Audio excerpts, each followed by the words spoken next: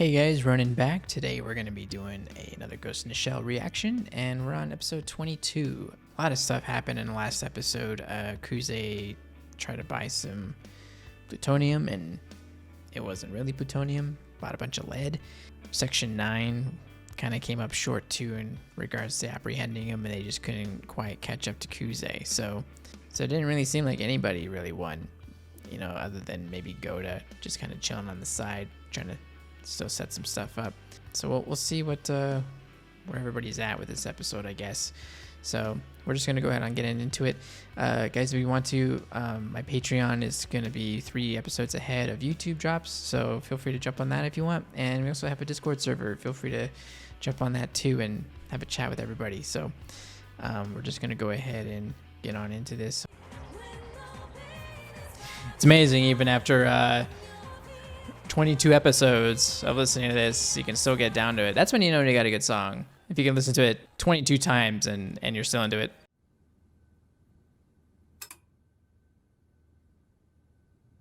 Oh my god, it's 10 o'clock.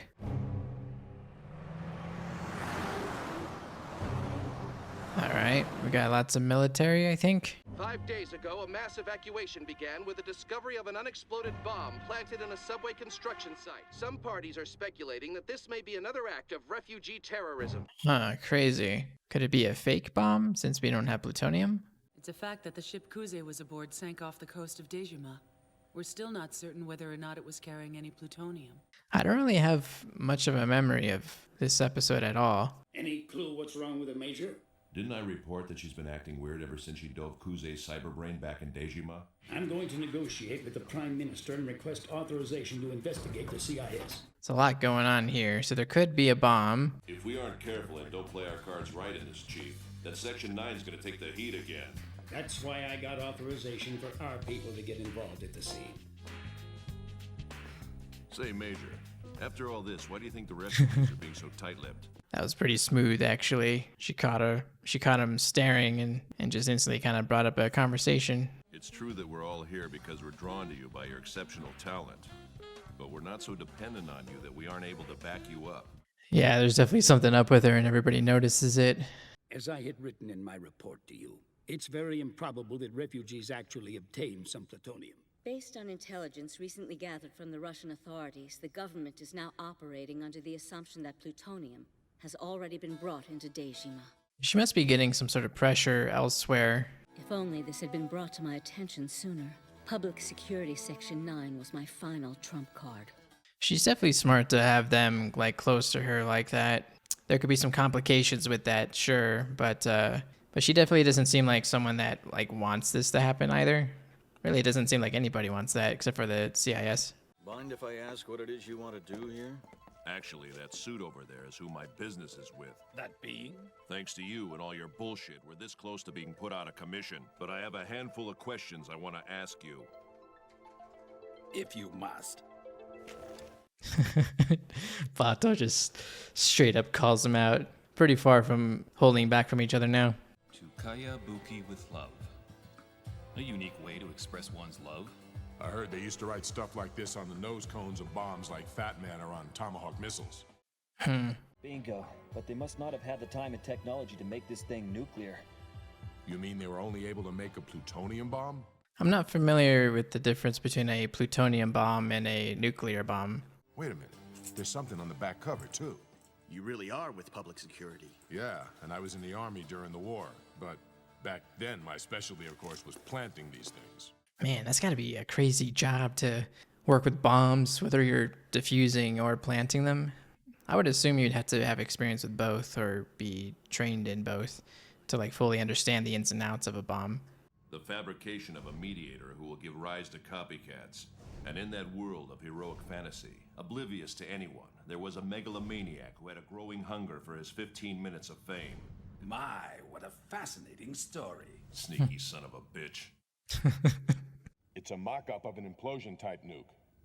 Then this is their way of saying that they did have the time and technology. They just chose not to build one? Man, that's such a sketchy situation. That was an interesting little detail I just noticed there. There was one white bird. Now that you've gotten a look at the thing's construction, what's your take on it? The explosives are M112 demo charges, the same type used by the U.S. Army. The refugees have always used C4. What exactly do you mean I'm second-rate? We met a standalone type hacker a while back who was a true prodigy. Next to him, this group that committed mass suicide here just doesn't come off as being so impressive. It's interesting now that they're bringing up the subject matter of the Laughing Man from the first season, and yeah, he's definitely a lot more righteous, I would say. Smaller situation, but he's very selfless, I guess.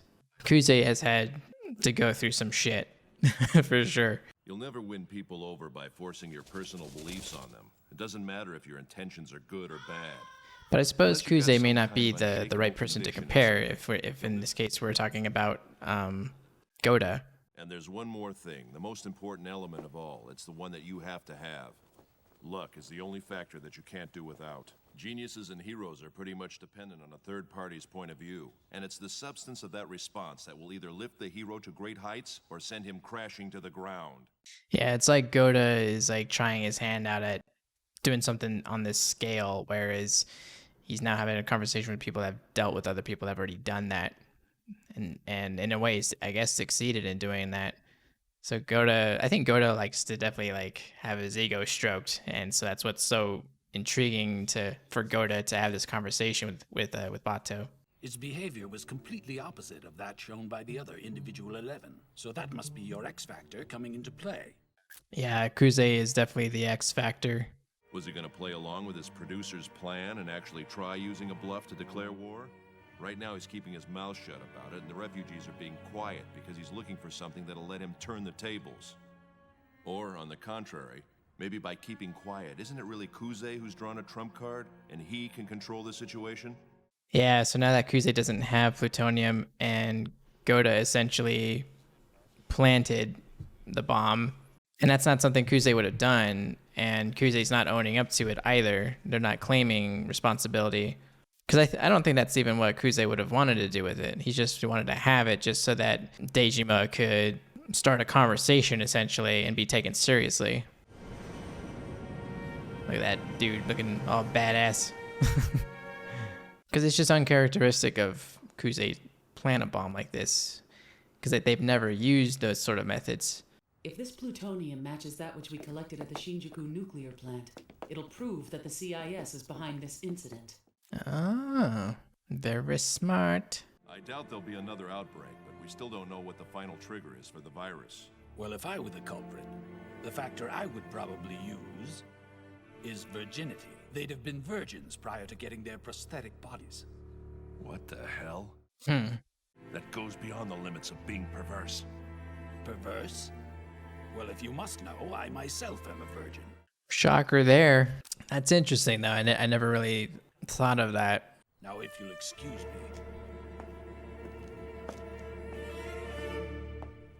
So the entire individual 11, that was a factor with every one of them?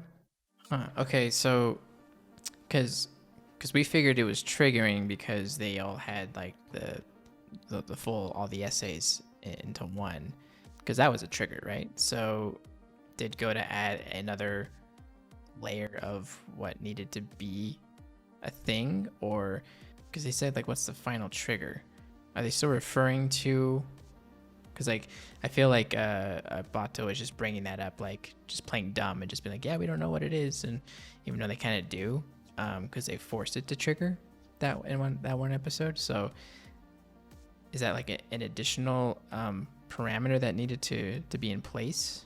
Because we're kind of done with the whole virus and individual 11 virus, right? So for the most part, we're just bringing it back up. That's kind of how I saw that. So assuming I'm correct, is that just kind of like an extra layer with everybody? Because like Bulma got affected by it, Kuze, all those other guys. So are they all essentially virgins prior to being cyberized? Is that accurate to say? Because obviously Kuze was, because he was only a kid when that happened.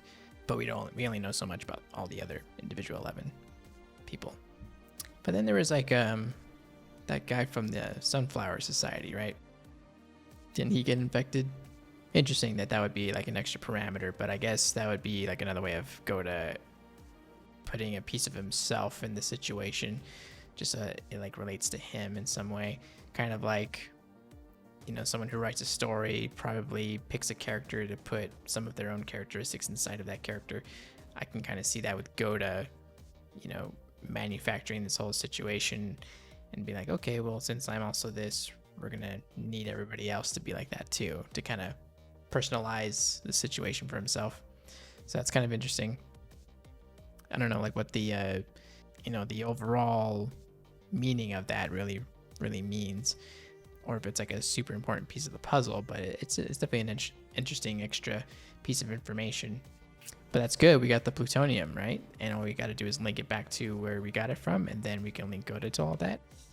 And okay, so that was cool though. I would have liked to see maybe a little more of the whole like bomb disposal process, because that was definitely a pretty intense kind of situation, and yeah, and plus we get to see like a bit more of like Bulma like actually like do his thing, and we don't really get to see a whole lot of him doing much, so it's cool to see him do something. But anyway, that's a cool episode. Hope you guys had fun watching that. But that's it from me. I'm gonna go ahead and continue on towards the end of this.